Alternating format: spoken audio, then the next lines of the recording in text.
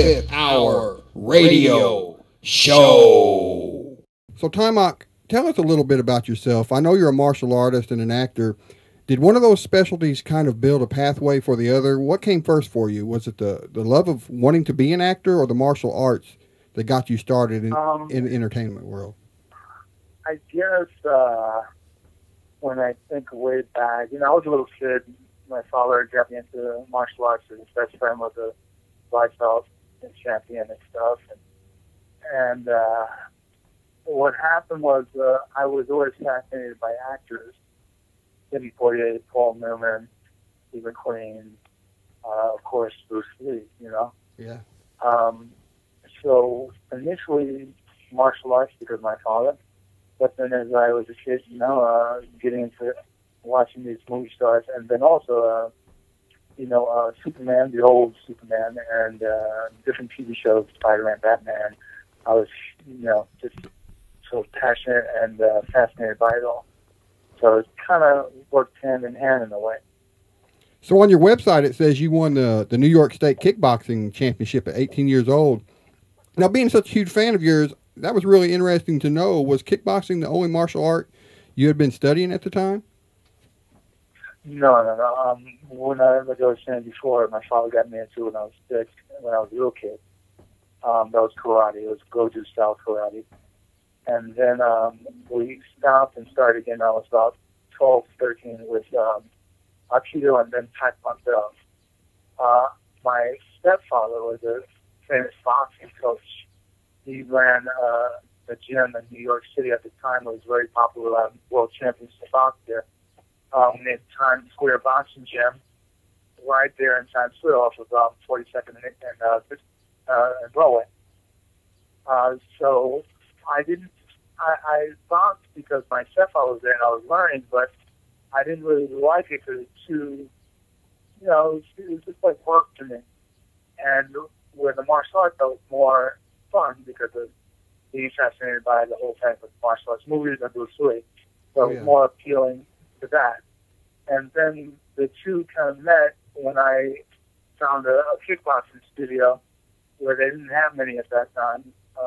And then I started kickboxing and I just took to it, But there was no money in it really, There was no future. And luckily for me, I ended up getting a movie right after The Last Dragon, Yeah, so as far as different styles of martial arts, how many would you say you are, quote, unquote, well-versed in these days? I'd say, if you include boxing, I'm well-versed in boxing, and then Taekwondo, and I'd say karate. Did you ever get into the grappling aspect of it? Well, I'm training with Marcelo Garcia right now. He's the world champion, Marcelo Garcia, and a lot of people look to him for, the best, stuff, Mm-hmm. And his academy in New York. I started with him 3 years ago. Fortunately, I had a torn leg in my blind muscle that I'm healing now, and I'm going to be able to get back in there and get busy. So let's talk about the film for a second. And I know you've been involved with so many other projects over your career, but we're sitting on the 30th anniversary of The Last Dragon. Can you believe it's been that long, man? It's surreal. It is, man. I guess I'd first like to know how you got to be cast as Bruce Leroy Green. Were you approached, or did you audition for that part?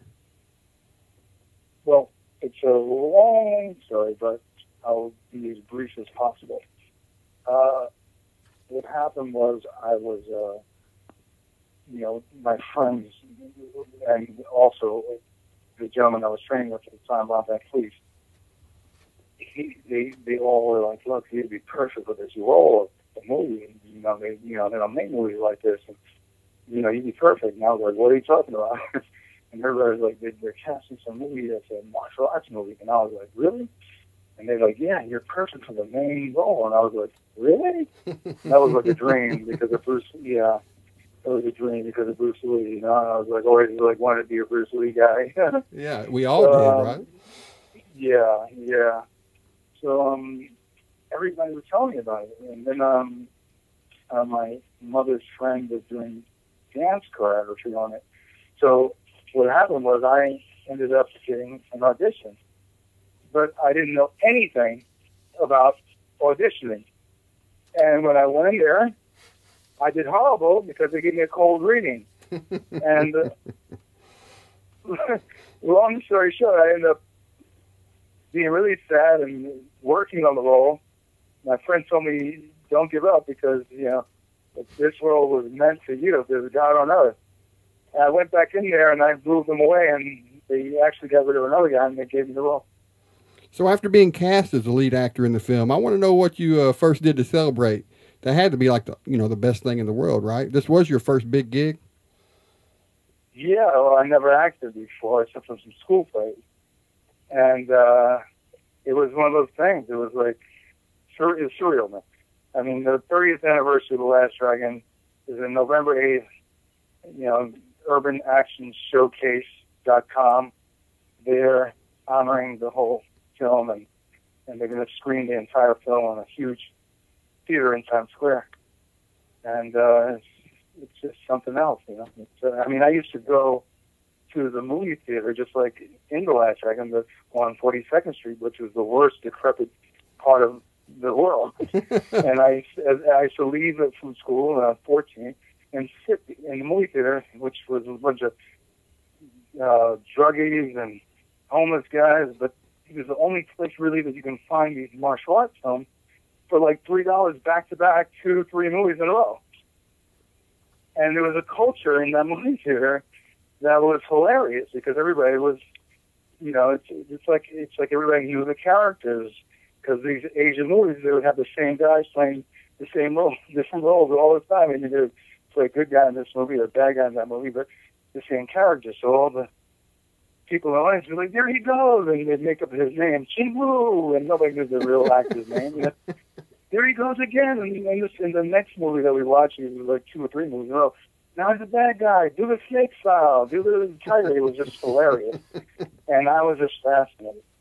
And that was in that movie theater. You know, of course. What do you call it? The 42nd Street is like Disneyland right now. It's beautiful. I mean, it's like no more low rise and no more $2 movies though. Just the memories of it. And they'll be screening the movie, on that same block that I grew up on watching these movies. Now, you know, I know you've done a ton of interviews talking about the film, so I don't want to ask you the same questions you've been asked countless times. Yeah. But the cast of the film itself has so many great characters, you know, and we've sadly lost a few of those actors in recent years. As a fan of the film, I'm curious to know how, when a movie that withstands the test of time, like The Last Dragon has, does it keep the participants in the film in touch with each other? I mean, to some degree, is there a lifelong friendships that develop? Yeah. Well, you know that Julius died and Leo unfortunately died, and they're no longer with us here. You know, so there is like a little bit of a bittersweet thing about the 30th anniversary, but his mother's going to be there, Julius's mother, and going to have a tribute to him. And but Glenn Eaton and Johnny Reyes and different other actors are involved in the film. Once in a while I'll see, and I talk to Glenn pretty often. Played Johnny Yu, and yeah, it's just very nostalgic. When we talk, there's a lot of magic going on. The feelings that, you know, there's a lot of magic. You know, it's like just imagine an old friend that you used to be with in college or high school, and you know, you just talk about old times. But even if you didn't talk about old times, the magic is still there. You know, the fun. Yeah, that's got to make it even more exciting when you have anniversaries like this, being able to get together with each other and the other actors in the film, and, you know, give the fans a chance to get autographs, photos, and just, you know, hang out with each other. Yeah, that's what it's all about. I mean, it's a 500-seat theater, so imagine 500 people just having fun. We're going to have performances. We're going to have, it's just going to be, you know, I'm really happy that they decided to do it, because when's the last time they played that movie in a huge movie theater? You know, 30 years, you know? So it's 29 years actually when we shot it, but next year when it came out, it'll be 30 years. But it's been so long since that movie's been seen in a movie theater that, you know, that way. So it's going to be exciting for the fans. So, what's some After other plans for the premiere. anniversary of the film? Is that the only thing on the table right now? Well, like I said, the Urban Action Showcase is it's a film festival. So they have other action films honoring a lot of different guys from now and with new films and of the past, like Fred the Hammer Williams and some black exploitation films. Oh, yeah. And my instructor from back in the day, the Black Dragon, Ron Van Cleef. And, you know, so there's going to be all kinds of characters. I'm sorry, the Latin guy that's been doing all these movies, crazy movies. Danny Trejo? Trejo. Yeah, Danny Trejo. yeah, Yeah, that's it. Yeah. Machete. Exactly. Yeah, Machete. He'll be there, and then there'll be comic artists, you know, doing their stuff. And, yeah, it's just going to be, and it's right here in New York City, right here in Manhattan. So as far as social media and websites, where can everyone go to get all the latest details on Taimak and what you're up to and all these celebrations? Yeah, sure. You go to facebook.com/Taimak. I'm sorry, facebook.com/I am Taimak. IAMTAIMAK. And the same thing with Instagram /I am Taimak and Twitter /I am Taimak. Well, man, I got one last question for you, and this is the same question we ask all our guests at the end of the show to wrap it up. What's something you do as a hobby that no one knows about, man? You got a favorite TV show, a favorite dish you can cook up that you pride yourself on, man? You're the best at? Something that just lets you relax, man, and unwind and get away from it all. Favorite dish? Well, I'm great at breakfast, but what else? What's your favorite breakfast dish? You cook up a mean omelet? Well, yeah, I make omelets. I put different sliced tomatoes very thin. Onions I fry really well, so they're nice and golden brown before then I mix a garlic with some black pepper and a little black pepper, and I mix all that together. And it's a great omelet. I use different cheeses. And man, I can see a sideshow right now, cooking with Taimak, breakfast, man. Yeah, exactly. Get my apron out and yeah, sure. Hey, man, why not, right? You know, if you're that good at it, man, I think I can cook up some Italian. I love food, man. I love food.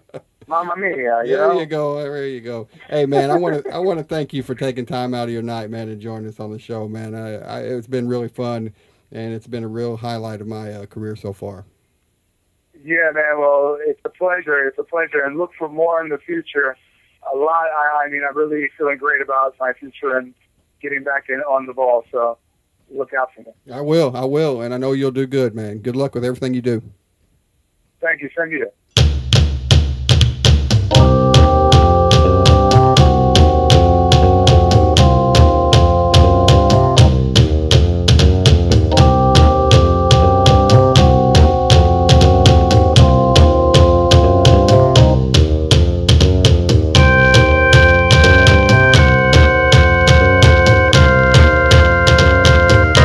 The 25th Hour Radio Show.